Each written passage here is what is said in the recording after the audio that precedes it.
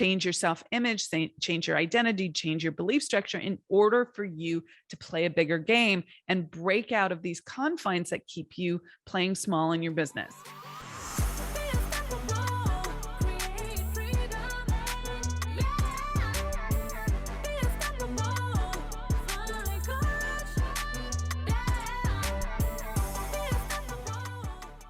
Hello, hello, and welcome to another episode of the Unstoppable Woman podcast. I'm Amira Alvarez. I'm the founder and the CEO of the Unstoppable Woman, and thank you so much for being here. Thanks for being loyal listeners and checking back every time we drop a podcast and sending in your comments and telling me what lands and what doesn't land and joining our community on Facebook and all of that. So thank you so much for being here.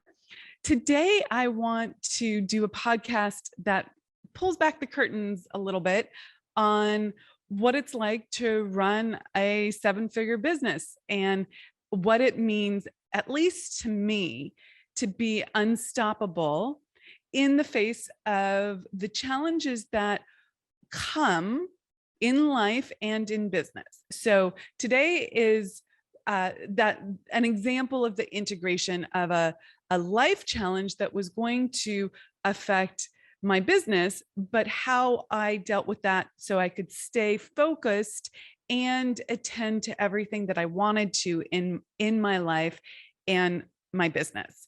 And how do you do that? How do you not go into either I have to take care of my personal life and drop everything in my business, or I can't deal with that. I need to focus over here. How do you do both? And maybe a little bit of an insight into how I choose to move forward in these kinds of situations. So here's the story. Here's the backstory. So a few weeks ago, mid-September, I know exactly when it was, September 10th, because my birthday is the next day, September 11th. And so it's very well framed for me there. So on September 10th, that was a Friday, and at the end of the day, it was a very long week. I will admit to that. I was feeling good about what we as a team had accomplished in the business, feeling good about what I had accomplished, and I was unveiling a very big training the next day, a new training. It's our newest training. I'm in love with it. I think it's amazing. It's called the Female Entrepreneur's Method for Rapidly Scaling Your Business. And it's a fantastic frame for understanding what it actually takes to get to the next level and make that quantum leap or income breakthrough that you really want. And it's something that we're going to be going into in much more detail at the summit. So if you're interested in the summit, please go check that out. That's at theunstoppablewoman.com/summit. And you can find out all the details there. So we were about to unveil this the next morning. We had done a bunch of marketing to really encourage people to register for the training. It was a live training. It was on Saturday. It was on my birthday. That was something that I had decided 3 or 4 weeks earlier when we were planning out this marketing campaign. I looked at my schedule, and I've since changed my schedule because it's been a little bit cray-cray the last month or so. And although I was making decisions consciously that was how I wanted it to be, it's been at that edge for too long, and now that becomes unsustainable. So did not make myself wrong for that. That was a conscious choice. And when I looked at my schedule, this was the time to do it on a Saturday. I also know that many female entrepreneurs, people who are running their own business, who are really driven, sometimes the weekend is the only time you have to do the deeper work, right? The planning, the thinking through of how to approach your business, the visioning. So I wanted to make this accessible to people when there weren't other meetings being held. So that was a strategic thing. And yes, it was my birthday. And yes, I was like, I'm all in on this. It's 3 hours in the morning. I love what I do. I'm good for this for the rest of the afternoon. I am going to be hanging out with my man and my dog and chilling out in, COVID land birthday celebration. So that was the frame. Friday evening, I'm having a great conversation over Skype and then via chat, and then actually talking to Michelle, who's the strategic advisor here at the Unstoppable Woman. And we were like riffing on all the things in the business. And it was like a great, like, come down, and I was feeling really good, but I was very clear to her that I was tired. I was going to sleep early. I was going to wake up in the morning, put the final touches on the training. In fact, it was more than just the final touches. I had to really pull it together. And I'm owning that oftentimes urgency is what drives my creativity, less and less. But in this case, this was a reality. Like, I didn't have the full frame played out that I wanted to share the night before. And I was just going to do my thing, which I love, where I'm more creative in the morning. So get up at 4:30, grab my cup of coffee, go get cozy in bed with the dog, and who's sitting on the couch back there, if you're watching the video of this podcast on YouTube, and do my download and really pull it together. And that was my plan. I wrap up with Michelle, and I'm going to go to bed early. We're talking like 8:30 here. And I get a text from my sister who lives in the UK saying, have you spoken to mom today? She sounds terrible. You should call her. And I never get texts like this. My sister will say, check in on mom. She's a little lonely or something like that. But she'll never say, like, mom's not feeling good, because mom's in great shape. She's 80, 82, 83, and she's in great shape. She has a personal trainer. She's going for it. She's not an energized bunny, but she is in great shape for her age. And so I took this seriously. I called my mom, and she talked to me for like 90 seconds. She did not want to talk to me. She sounded hoarse. She sounded out of it. She said she was not feeling well. And my mother, every time I talked to her, she would love to talk to me for hours at a time. So this is very unusual. She wants to get off the phone. She's feeling exhausted, and she had chills in the morning. She had fever in the morning. And so I let her go, but I think immediately, oh my God, my 82-year-old mother has COVID. What do we do? She lives by herself. She's across the country in LA. I'm in Charlotte, North Carolina. If you're not from the United States and you're listening to this, those are on West Coast, East Coast. They're about 5 hours, 6 hours away, if you flew and jumped on the next plane. And so I'm trying to figure out what we do in this situation. And without going into all the details, this was a 3-hour experience in the middle of the time where I was supposed to be sleeping in my mind. But, this took precedence. This was like, I got to do what I got to do. And ultimately, we got a telenurse to talk to her on the phone. She didn't want to go to the emergency room, which I kind of get, because that's where all the cooties are and you can get even more sick. And she couldn't keep her head up, and she didn't want to take an ambulance. And yet there was no one there that could help her, and all of these things. So, and the people that were on the emergency list were out of town. So all of this being said, I go into project management mode and triage, and I find a doctor that will make a house call the next morning, which she in her delirium says she doesn't want, but I am putting my foot down and we're doing this. I also call her personal trainer, who she gives me the number of her, which she was like an angel and came and took care of my mom, let the doctor in, all of that sort of stuff. So all of this, what does this have to do with business? Well, I was prepared to focus on something completely different. That was a huge initiative in the business.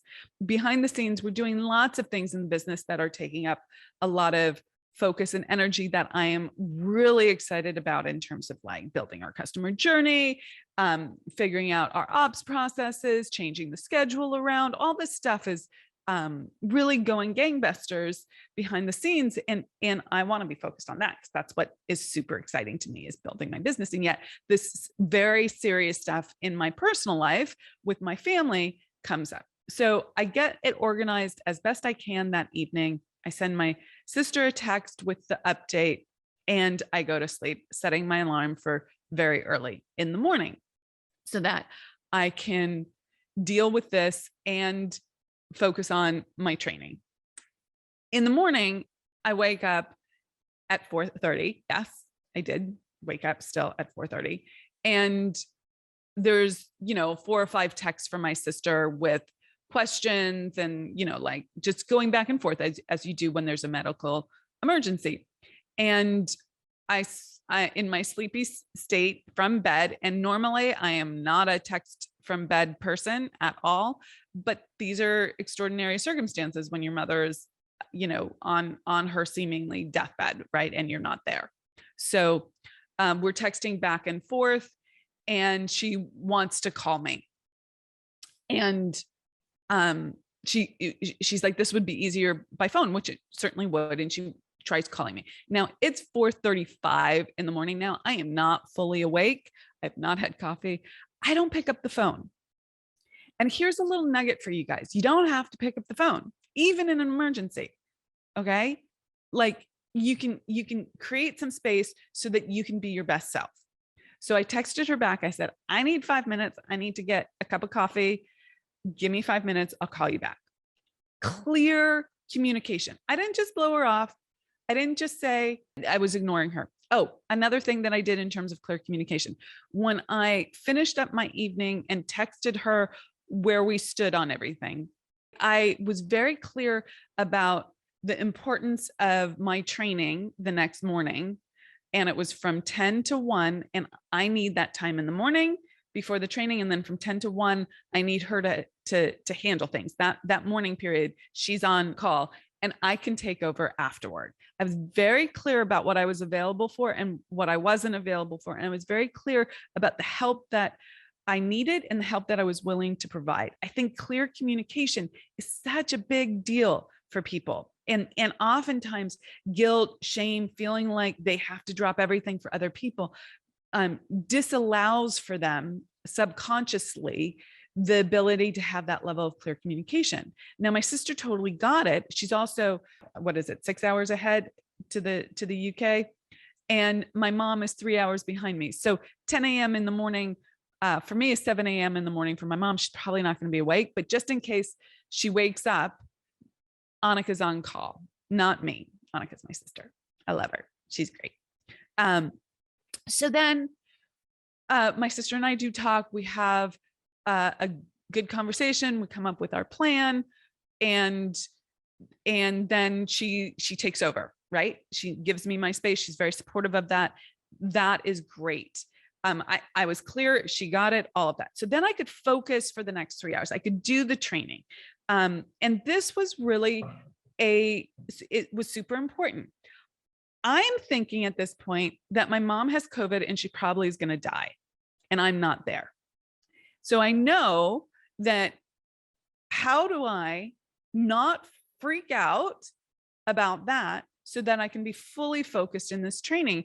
And I remember my mentor telling me about his mentor who was teaching a seminar to, I don't know, like 1,000 people were in the room, like a goodly number of people in the room. And he had a partner who was going to co-teach this seminar with him, and he's on stage and his partner's not there. And where's this guy and all of that. And he gets a message that his partner had actually died overnight in the hotel room and wasn't showing up. He created a bubble, put on the seminar, did not mention it. The show must go on. He dealt with the situation. He served his clients. This is really important. He served his clients, and then he went and handled the situation. This is not about not caring. This is about knowing how to manage your emotions and manage your mind, and knowing how to put a frame around it so that you can support yourself and the other people in your life, and not going into either or, and not falling apart. This is about being unstoppable in your life and not falling apart. So I had that in the back of my head, and I've done this a number of times, not in this particular case, but I've had to step up even when things are chaotic or not good, right? There's an issue or problem behind the scenes. You have to show up. Okay.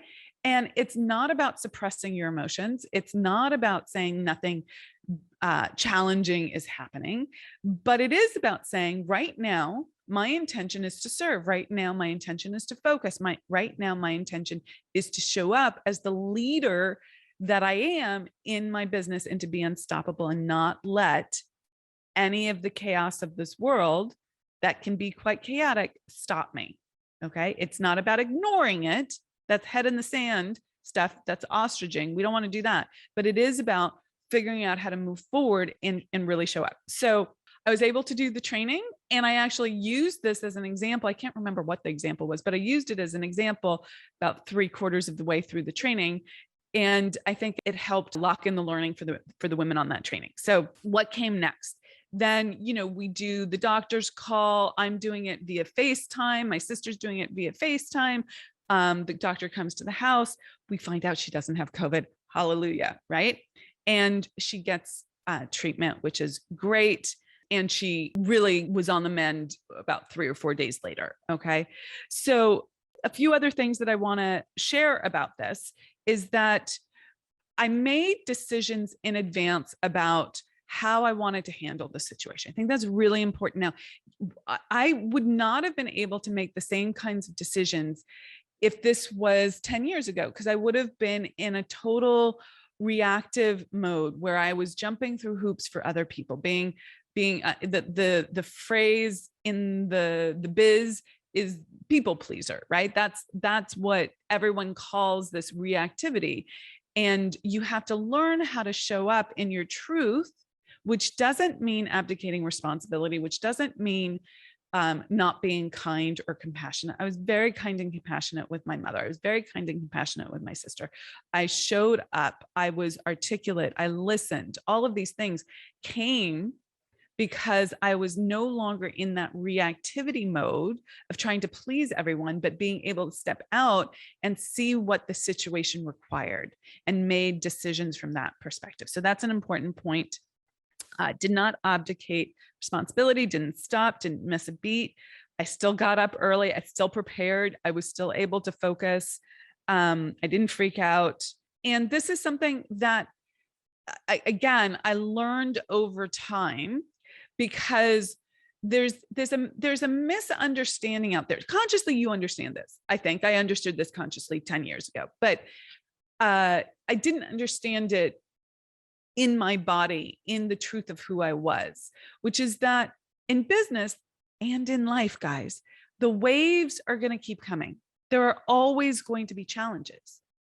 And this is actually how spirit, source, God, all the energy that is, helps you grow. It puts the next thing in front of you that you need to be challenged by in order to grow, so that if you do rise to the occasion, right? If you do that, you will become more, and then you will have more. You'll be working at a higher level.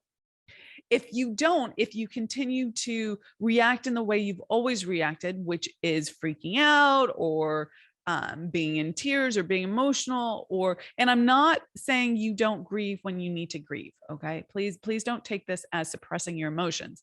But right now, is that the true and honest response that you want to have? Is that going to serve the situation at the highest level? Is that going to allow you to grow into the next level of woman that you want to be? Is this how you want to show up? Is this what this situation is calling forward in you, who you're being? So you have to look at all of that. And I learned long ago that there will always be waves, like there are waves in the ocean. They just don't stop. How are you going to respond? And that's what's going to call you to the next level. And that's what's going to help you grow your business. Because if you're someone for whom anything in your personal life, whether it's with your mother, your partner, your children, your best friend, happens and you fall apart, you're not going to be able to continue to grow your business. This is such a key component. Now, it doesn't mean that you don't have feelings and you don't cry or you don't scream afterwards, or put yourself in a little bubble and go take care of that, right? But the show must go on. And so That's one really big thing. That's the law of rhythm in action. And you have to understand that. The law of relativity also is super important here. You can make any situation as good as you want or as bad as you don't want. I decided to make this a great situation. It brought me closer to my mom. It brought me closer to my sister. It allowed me to see what was missing in our medical plan for my mom, which she had laid out, but we were missing some key pieces because we didn't consider that we couldn't talk to her primary care doctor, that he was out of town and not available, and all of these things. Like, what happens in those situations? So it's allowed us to really get ahead of the game instead of being totally reactive. It was amazing that I was able to think of this idea of having a doctor come to her house, and that I was able to do that. And for the record, I get that not everyone can afford to do this, and that sucks. We should all have medical treatment when we need medical treatment in a fashion that helps us and supports us. My mother could not lift her head off the pillow. She would have had to go to the emergency room in an ambulance. And I made enough money in my life and my business so that I could hire a doctor to go to her house, pay for all the tests, pay for all the treatment. And it was not a thing for me. And this is one of the most powerful reasons I know in support of making the kind of money that you want and having an income breakthrough. So if that's appealing to you, I would love for you to dive in more deeply with me at the summit, the Unstoppable Woman Income Breakthrough Summit. That is your best next step. We go in deep for 3 days there. It's just me teaching on these concepts that allow you to break through the limits that you put on yourself because of how you were raised and conditioned to think about the world, and how you have to learn how to think differently. And there's a whole framework for that you've got to get so that you can show up in a bigger way in your life and your business and start having those income breakthroughs. So I'd love to show you how to do that. Please go check it out at theunstoppablewoman.com/summit.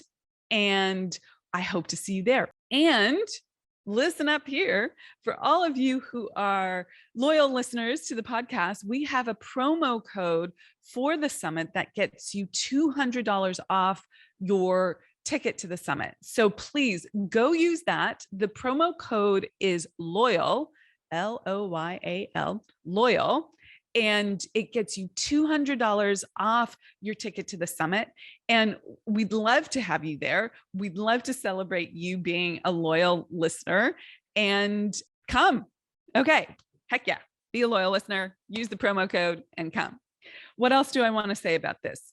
I want to say, like, what is the unstoppable attitude that you require? What does it actually mean to have an unstoppable attitude in the face of these things? I think that you have to recognize from a framework that it's not being cold or heartless, that it's about having boundaries, having non-porous boundaries, having clarity, and having resilience, knowing that you can commit. When you focus on this, you're going to be fully focused here.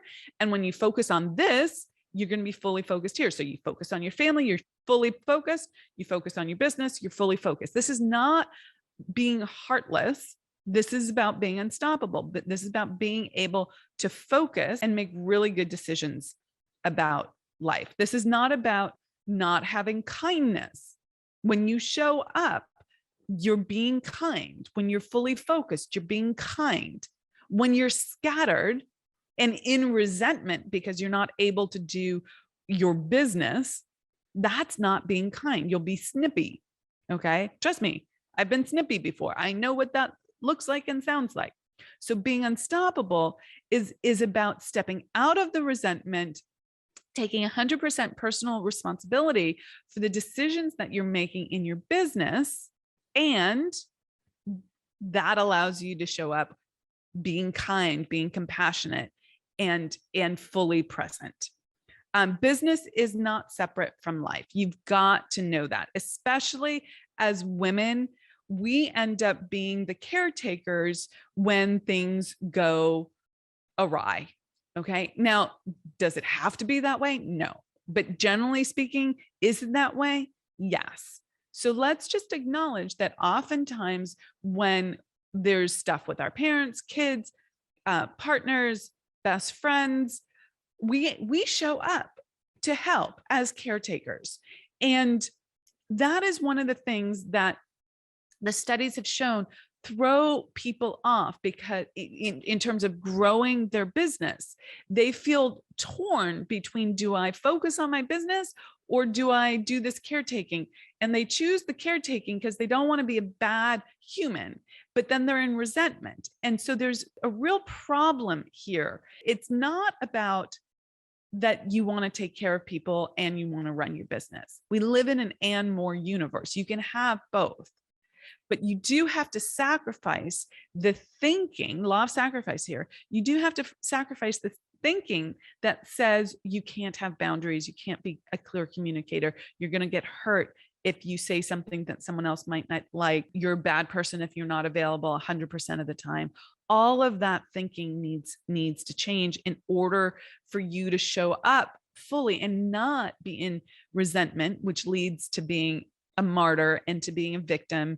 And this is not what feels great in this world, but maybe how you've been trained, conditioned to show up. And that needs to change on a subconscious level. Change your self-image, change your identity, change your belief structure in order for you to play a bigger game and break out of these confines that keep you playing small in your business.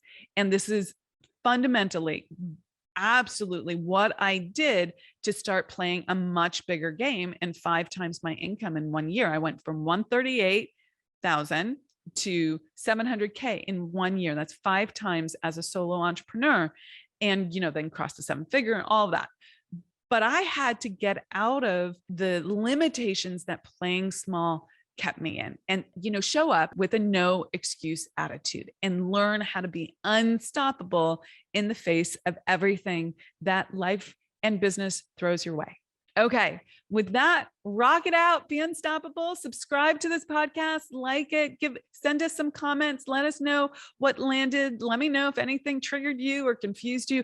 I'd love to see what you have to say about this, and rock it out, be unstoppable. Mwah! See you in the next episode. Bye.